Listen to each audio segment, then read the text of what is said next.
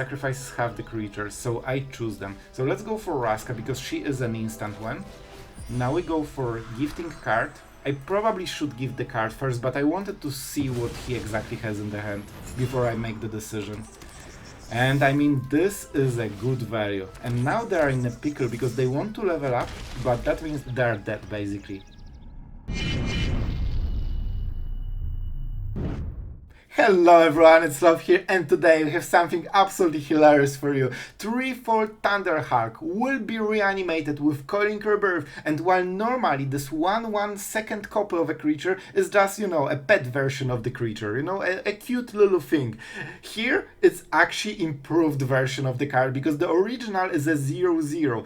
The small copy is a 4/4 together with 3+1+ counters. That also means that you get gnomes, because when this enters the battlefield, it creates gnomes amount equal to the power. So it's actually hilarious. Moment you reanimate two of them, you get 14/14 in stats in so many instances of creatures that they're so irritating for your opponent to deal with basically.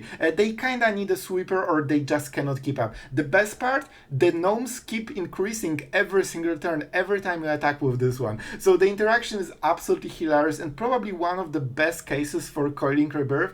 The rest of the deck kinda works as a, you know, a reanimator shell. With Volt and Liliana we can discard stuff, with Bitter Triumph you can discard it at the end step, and then Coiling Rebirth and, you know, the emergency Cruelty of Gix if we don't hit it. The second cool interaction is Harvester of Misery. Not only it is your early game removal, so you actually have so much removal in this deck, especially with Virtues, but also you can reanimate two versions, and because, you know, other creatures get -2/-2, this actually means that the big harvester stays, while also sweeping the board for -4/-4. And those are the plays that, you know, rabbits and red decks absolutely hate. And of course, it has to be said that the idea comes from Zigzag, who is fan of the channel and basically a grandmaster brewer at this point, because that's not the first deck that we showcased that came from this absolute mad lad. So I hope you'll enjoy it. And let's go into the games for some, you know, reanimation mono black action. Alright, so our opponent plays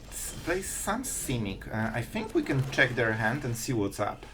What are you exactly? Alright, so it's a Doppelgang ramp deck, huh? Enters, tap up to one creature, and he can draw cards. So is that the Deuce or Glimpse the Core? I honestly think we should Glimpse the Core, but then he gets more cards and I have Liliana. You know what? I will go for the Deuce and try to run them out of cards, so the Doppelgang will be discarded. I'm not sure if it will work, but I think it's okay. Yep, down to four cards already. Very, very low amount. On the next turn, they can play the Frog, right? And it's a great target for Liliana. Or we can just go Liliana. You know what? Let's go for this play. It creates some pressure, but I mostly want to bait this. Because against this, they really want, you know, to do something. And Doppelgang is pretty expensive overall. They have 4 mana, so they can play the Frog.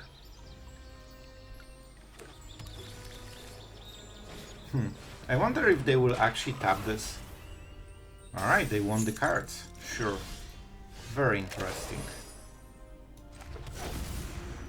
I mean, let's go for the Phyrexian. I don't want to give away that I have the gnome. And that means we have to go for this play, right? A fight? They can copy Liliana.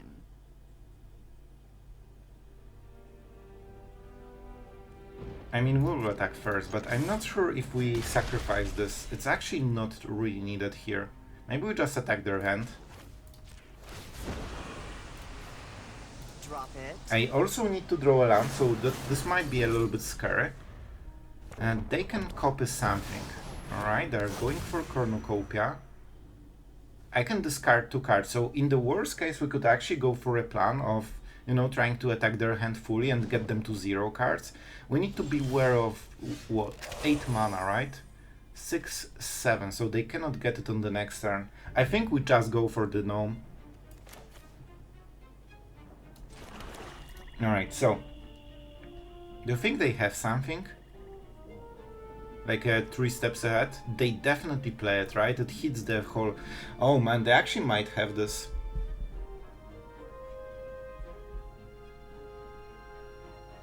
So I attack first.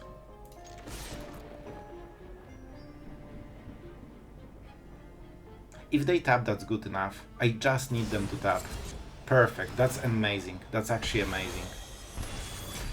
So, do I want it on the top? It's not amazing card, I don't think I do. I think we have better stuff than this. Alright, that's kinda important. He is fully tapped now, so we go for Coiling Rebirth. Oh, but if we want to discard, we need to do it now. And go for Liliana. Alright, let's go. Let's go. Very aggressive play, but I think this is the right one. Elant still matters. They need to get to 8 mana.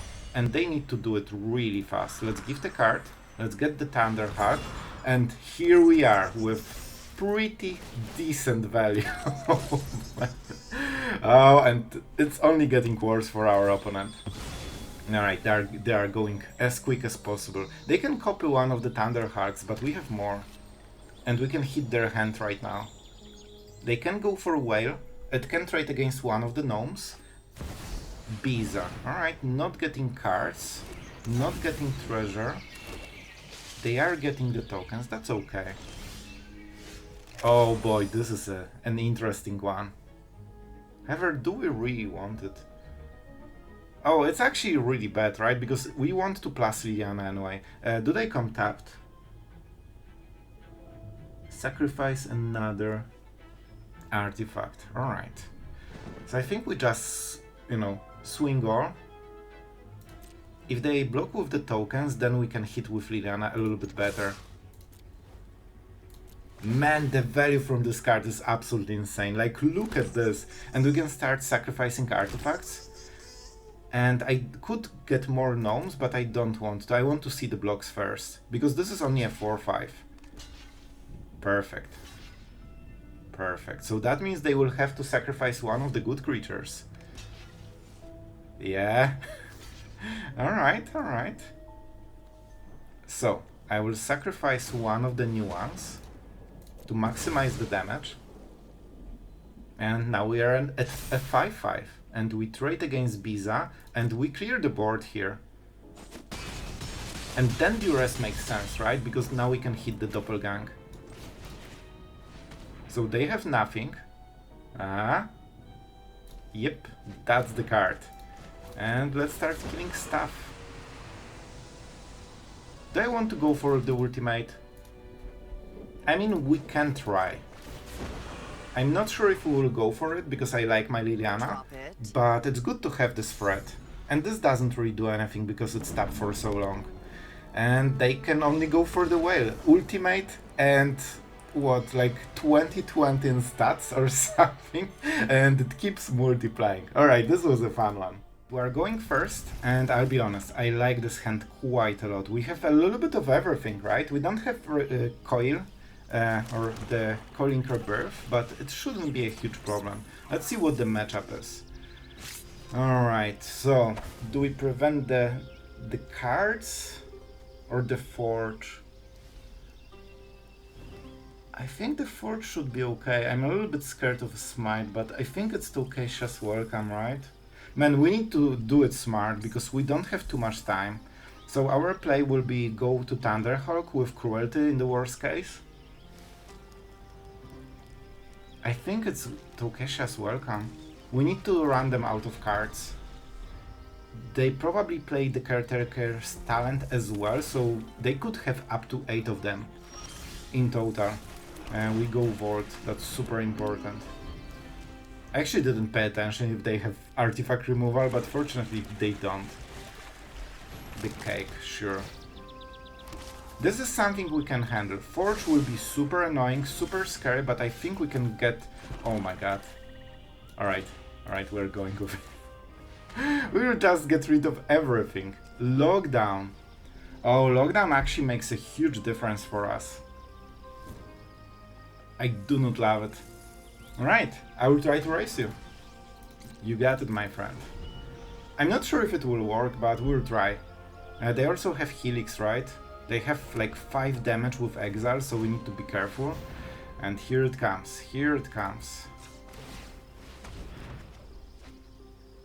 Oh my god, if I knew, but we still want to get rid of the Thunderhulk, because we can reanimate it already on the next turn.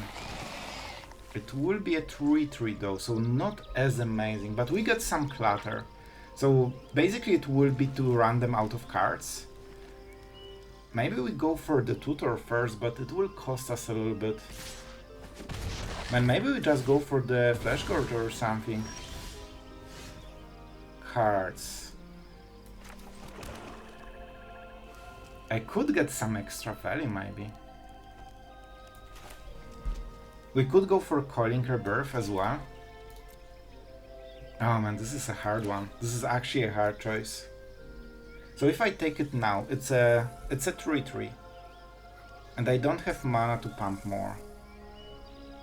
I could go Liliana and try to run them out of cards, but it's too slow probably.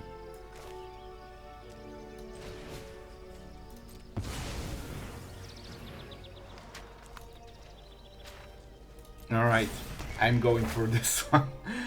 Oh boy, this will be very scary. I'm not really sure what the card is. Virtue is too slow, right? So we're not taking it. Fleshgorger looks really nice, if we can run them out of cards. And Coiling Rebirth... let's go for the Fleshgorger. Because we will need this life gain, and we probably need the 7-5 version of it, and I think we can get there. They don't have draw engine, but we need to beat the value that they have right now. They can also draw cards with Fountainport. They should do it now, probably. Alright, do I reanimate the Thunderhulk? Yep, I think I do. Oh boy! That's something! Alright. And we need to attack for the smite to, you know, be useful. And I think there is a win here somewhere. If we can find it. Alright, we got the gnomes. So what they want to do on the end step? Either bargain this or just Helix. Yeah, Helix is better, but then we can spend 2 mana. I think we're actually not doing anything here. Because we want 4 mana. 2 for this ability and 2 for the vault. This also allows us to rebirth on the next turn with discarding the Fleshgorger if we want. It's very hard to attack into Fleshgorger with their deck. Let's see how they will do it. Very smart. But I think it's not good enough, right? Because it's only 3 damage and we aren't attacking, so smite won't do anything, and they cannot cast the Helix because they have 1 chorus. Alright, I think it actually fizzles. 3 damage, right? Yeah. Like, you need to be way more aggressive against the Forge than normally. Because this ramps very slowly. Alright. And now Helix doesn't work against it, so they need Helix into Smite. Double for... You know what? I actually don't mind it. I'm not sure how we block this. We definitely want the Thunderhulk. So they have 1 mana. If I block here, I can pump it even more. Let's see if they go for it. Ah, you want to smite, but you know what will happen. You already been there. They cannot smite, really. Yep. Cannot use the smite. Alright. Trigger. And that's the end, right? They don't have enough mana for the Helix, so we don't need to, you know, save anything. I honestly will get rid of the Vault. Land is a very good thing here. You know, allows us to go either to 7 for Virtue or just naturally cast our spells without needing treasure. Alright, let's go. We need to be quick about the Sloth. However, if they want to kill it for 5 damage with those 2 cards, they need to pay 14 damage, 14 life. And we get them to 14 exactly, so they will die if they do it. Oh, and we have those blockers. I kind of forgot about those. Okay, those make it way easier. Our opponent is taking his time. I think it's understandable to go for this one, because there are no real decisions here. And now we need to go for this. We activate the ability. We discard... Do we have Fleshgorger? No. And I think this is the Fleshgorger we went with Cruelty of Gix. See how important that was? And I'm not gifting him a card. I actually want just the big version. Alright. And perfect mana, perfect damage. If they want to double target it, that's exactly 14 life. 14 life. Caretaker's talent. So they will get a lot of cards, but it shouldn't matter because they won't be able to cast them anymore. I mean, we can just tank this damage, honestly. They might draw a land, so at most they have 2 life. So, for example, if I block with Fleshgorger, I kinda deal 7 damage, yeah, and those will finish the job. Man, it was so close. If that was 1 turn slower from our side, I think they would win. We're on the draw, so we obviously are the worst player, but we have Collector's Vault, Reanimation, so I think we could get somewhere with this. We definitely need to... Is that a bat? Alright. We didn't get batted, so that's amazing. And that also means we can set up Collector's Vault, and I'll be honest, this is probably one of the best cards in the whole deck. Like, the amount of value we are getting from this is just insane. And we are keeping all the removal, and if we don't get punished, we are trying to find the reanimate target. Because if we can cast the Thunderhulk, I don't think they have enough cards to deal with it.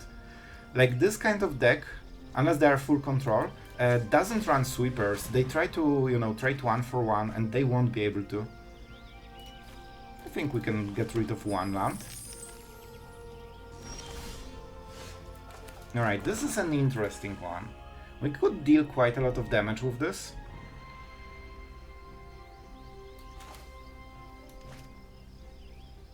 If we discard, we have only 4 mana, right? Sorry bro, I need to think about it. I think we go with this. I really think we go with this, because then it dies probably at the end step, dealing some damage, and then we have it in the graveyard. And that's good. That's actually good for us. And we have Bitter Triumph against Shelly if something happens. Alright, it survived. That's really good. This might be the turn for Aklazot. Alright, man, I'm intrigued. Our opponent is cooking something. Is that like some combo, or maybe... Let's keep drawing cards. We sacrifice 1 treasure to get another treasure, so it's worth it. And we get better card selection. 1 Liliana. Virtue can be really good, but I think we should dig into the next one. Our opponent is not playing too many creatures, and we definitely want to keep playing stuff. If he activates the cottage, we just kill it. And I think this might be the turn when we go with Liliana. No, she's not great here, because I'm low on cards and I want to... Yeah, we just keep trying to find the Thunderhulk, because I don't think this is the card they can beat. If we can get so much value, they just want... Yeah, this is Innkeeper's Talent. I think they have Raska in the hand. Yeah, they're going for it. Yeah, that explains it. That's why they're lowballing so much. They can win in 2 turns. However, we have the Bitter Triumph, so... Well, I don't think it will help, right? We won't have a moment for it. Alright, here it comes. So we go for the Vault. Oh man, Duress on the worst turn. But I think we have 1 more turn, right? Because they will level 3 this. Let's go with Duress first, because we actually have mana for everything. We'll just, you know, do less on the next turn. Yep, here they come. I think it's Raska. Right? This one is okay, but I don't... Well, this is a sweeper in a way. But I choose what to discard, right? sacrifices half the creatures, so I choose them. So let's go for Raska because she is an instant one. Now we go for gifting card. I probably should give the card first, but I wanted to see what he exactly has in the hand before I make the decision. And I mean, this is a good value. And now they are in a pickle because they want to level up, but that means they are dead. They are dead basically. And all of them, they are artifacts, so go for the fronts, don't do anything. Man, literally, all of the removal doesn't do anything. Oh boy, they are in a pickle. They needed one more turn, but we are not giving them extra turns. And I mean, if they kill something, we can do it again. 5 creatures. 1, 2, 3, 4, 5. Here you go, my friend. I hope you enjoy them. Do we play land? Sure. Let's get them. I can sacrifice artifacts for some extra damage, right? So how do we do it? 7, 10. Alright, so this is the game-winning play that you never thought you will see on this channel. An artifact? Well, what a coincidence. That means I get a counter. And you get the counter. And everyone gets a counter. And that, I believe, is a perfect lethal on the turn when he really didn't want to die. Alright, man, this was so close. It was like 1 or 2 turns before we die. But yeah, the Thunderhulk is something they just cannot answer. Right, guys, we have, we kinda have everything. We don't have removal, so it's very, very scary. Very risky hand, but if we can survive for like few turns, Vault is a huge deal. This is our most important card here. Alright, and Zultai, so you need to assume a Reanimator deck. So we will be doing basically the same stuff, but they will have a Traxa, so it will be a bit rough. What do you do? Okay, and one to the Graveyard. Alright, so we need to ramp into 5, so on the next turn we are going with the Thunderhulk. We need to really go with this lethal thing, you know? Like, we need to be quick. And this is nice for them, but it's not amazing at blocking all of the value we will get. We'll give them the card though, so that's something to consider. And I mean, we can do the thing on the next turn. And they are not prepared. They are not prepared. Let's get rid of this guy. Alright. And I mean, we do the thing. We do the thing. Alright, Rebirth. Unfortunately, they get the card, but I think I get a pretty nice board. Alright, that's what, 14 in stats. And it's very hard to block, right? Even if they block the 3/3, we can just pump it. Alright, they're going for more Archaeologists. I think we can go Cruelty if we don't have to, you know, get the artifacts. We need to kill them quickly, but I would love to interrupt their hand a little bit. Alright, so we are attacking. And honestly, even if they block, I might actually not pump it. Because it's basically 2 mana. See? They just cannot keep up. If you are quick enough, if you ramp a little bit with the Vault, even a Reanimator deck cannot, you know, keep up with you. Like, you know, the other Reanimator deck. I think I played against this guy and he is playing Mono Red. I know, crazy. Ranked Mythic player playing Mono Red? It's probably just a coincidence. Yep, always the same deck. Always the same deck. I mean, if you want to be like top 300 Mythic, all you need to do is net deck Mono Red and spam 1000 games. And I guarantee that you will be in top Mythic ranks. That's all you need to do. You don't even need to really play the game very well. So, our opponent is just rushing as hard as possible. Let's start removing the cards. So our game plan is we need to have more removal than he has creatures. So the buff spells don't matter too much. Let's see. The whole strategy is just, you know, seeing who had more cards that are relevant for the matchup. So let's sit. Let's sit. Alright, Virtue. Virtue time. We get rid of the Slick Shot because it scales way harder. And let's sit. Alright, he got more. Amazing. Absolutely amazing. It will still have 2 toughness. Let's pay attention to the priority. They had something, I think. A hard situation. If I play Fleshgorger, I might die. That felt really quick, man. Can I Can I hope that I will survive? No, I think this could be a sellsword. Because he had something, he didn't cast it, and it's not instant speed. I think this is a sellsword. I'm pretty sure it is. So now we are going with the Fleshgorger, so we can regain some life, and he cannot draw a creature this turn. Sellsword. And we won the game. This is how easy it is. You just need to, draw your cards well. We could go Liliana and get rid of the sellsword. It's kinda impressive that they never cast it as a creature, even though they played the whole splash just to be able to cast it for a creature. You can cast it, it will be a 4/2. It's something. It's better than what they have right now. So, do I go Liliana? No, I think we just go for the throat here. I want to be able to play the Thunderhulk. And with the life gain from the Fleshgorger, they are really falling off. Thank you. I appreciate. Look, man, this is how desperate they are. Well, just casually beating top 1000 mythics, with their mono reds. Alright guys, I have some stats for you during this outro, so stay tuned basically. And honestly, we see some mono red on the ladder, we smoke them because our build has so much removal. However, it's always hard, it all depends on the draws. We don't play these figures in this build. I went for Duress because I wanted to make sure that nothing will sunfall my cool gnomes, but I didn't see any control decks.